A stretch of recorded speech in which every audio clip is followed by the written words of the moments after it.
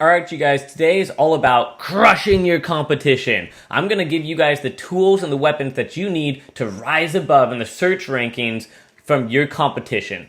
The reality here is that most people think that, hey, if I just optimize my keywords and everything, my SEO on my main homepage, on my About Us, on the Contact Us, on our services, location pages, then I'm going to naturally just rise above my competition.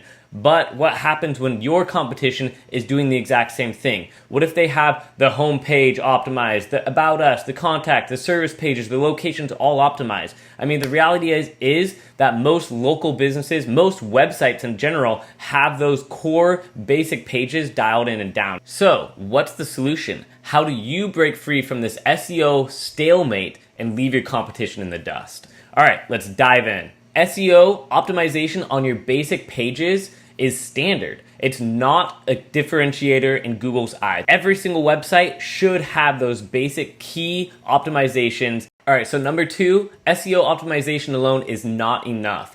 Basic SEO optimization like keyword-rich titles, descriptions, and alt text are essential, but they don't differentiate businesses once those fundamentals are in place. So if you had 2 websites with these basic web pages all perfectly optimized, both websites could be doing SEO correctly, but because there's very little additional content, there's very little for Google to use to determine which website should rank higher. Number 3, Google's preference for fresh, relevant, and in-depth content. Things like blogs, case studies, and other forms of regularly updated content gives business owners the opportunity to demonstrate EEAT. Experience, expertise, authority, and trustworthiness. Why does Google like this? Because their Google algorithm needs more information to be able to identify what websites should rank higher.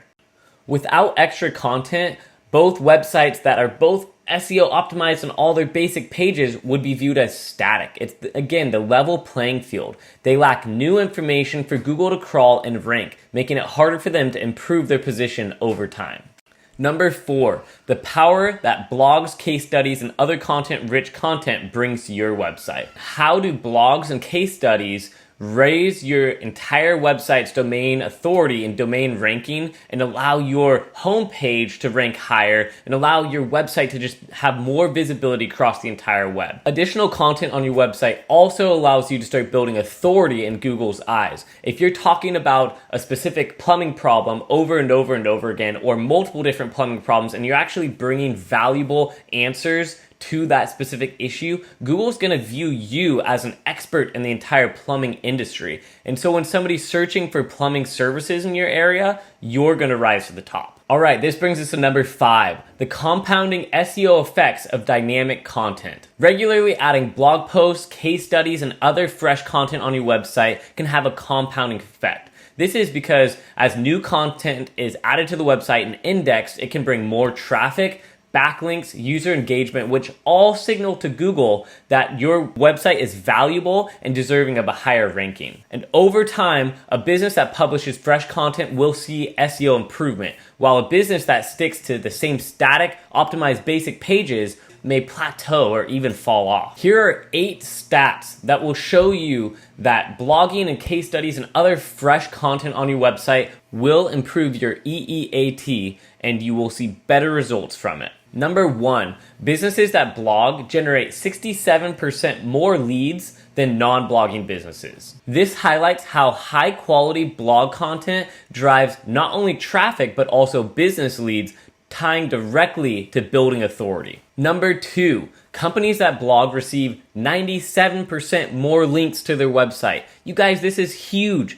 Backlinks are crucial for building authority, and high-quality, regularly updated blog content attracts more links from other reputable websites. Number 3, 47% of buyers view 3 to 5 pieces of content before engaging with the sales rep. This shows the importance of authoritative content like blogs and case studies, which can help build trust with potential customers before they make contact. Number 4, content featuring case studies results in a 70% higher lead conversion rate compared to other content types. Case studies act as a social proof showing your expertise in real-world applications, which directly supports the trustworthiness aspect of the EEAT.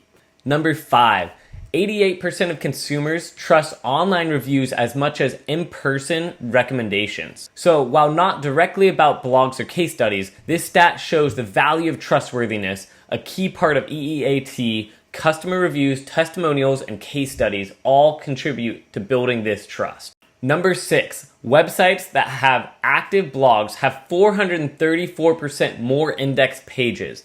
The more content you produce, the more opportunities you have to rank, demonstrating the compounding effect of regular blog updates in improving SEO visibility and authority. Number 7, the average word count of top ranking content in Google is 1,447 words. That is way more words than the average homepage will have on it.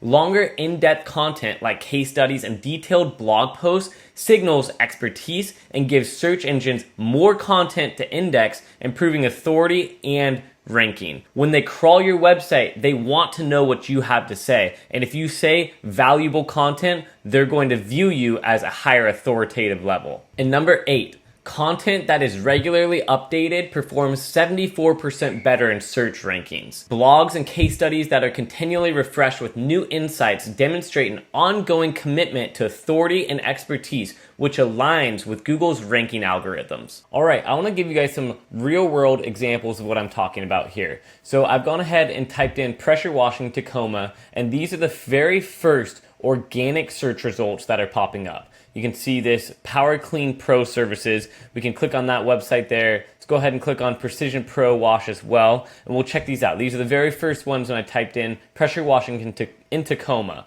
So I want to be able to identify what's making this one show up first opposed to this other one here. So it's a pretty well optimized website, and it does have some pretty detailed SEO specific tactics, such as like roof cleaner near me and different things along those lines, and specifically talking about Tacoma. But other than that, it's the basic website. So it's talking about the services that they do, which a lot of those are actually just the keywords. There's some specific keywords that you want to tweak just a little bit, such as, like I said, roof cleaner near me. But in general, it has all the basic keywords that are optimized on there. So it's well optimized. But what made this one show up before this one here that also has very specific keywords like power washing in Tacoma and moss removal and a lot of different specific keywords like that as well? It also has more things inside the nav bar, more pages. They do more different types of commercial washing and pressure washing and things along those lines. So it actually has a lot of different specifics on there as well.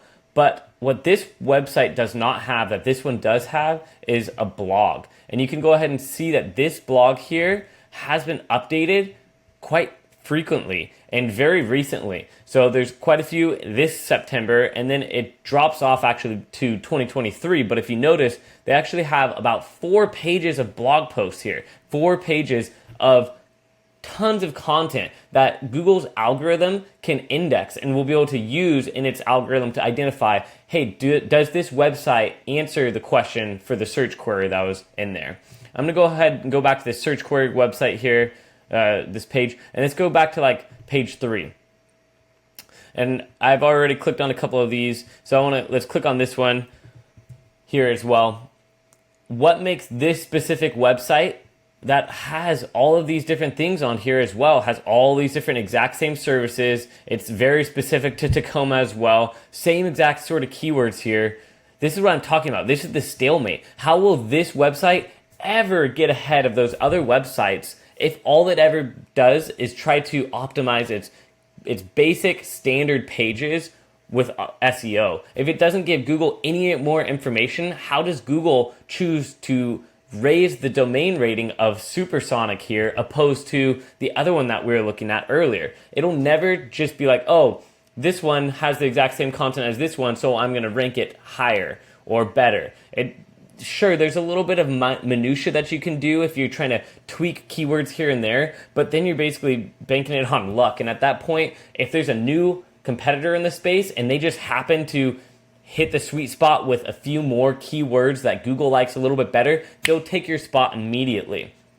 It has your domain history doesn't really have much value there as far as that goes. But if you have years and years of blog posts that talk about all these different keywords, you're hitting all these long tail keywords in there, you're multiplying and compounding your core keywords that you're trying to hit as well, and all the different locations and services, and you also maybe have some case studies as well, there's not a chance that a new website, a new competitor can jump in and steal your place. It's just basically not possible unless Google has some sort of hiccup inside of its algorithm, because the whole goal that Google's trying to do is serve the most relevant website to the user's inquiry. So as long as you are using your blog for things that are appropriate and applicable to what services you're doing, you're going to have so much more content than a new website. It's going to be impossible for them to rank.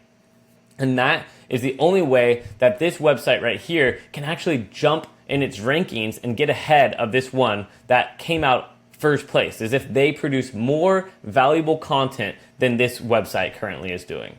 All right, so there's 8 reasons of why blogging and case studies and other fresh content on your website are beneficial in a real-world application for your website, and also help out with SEO and getting those leads that you're looking for.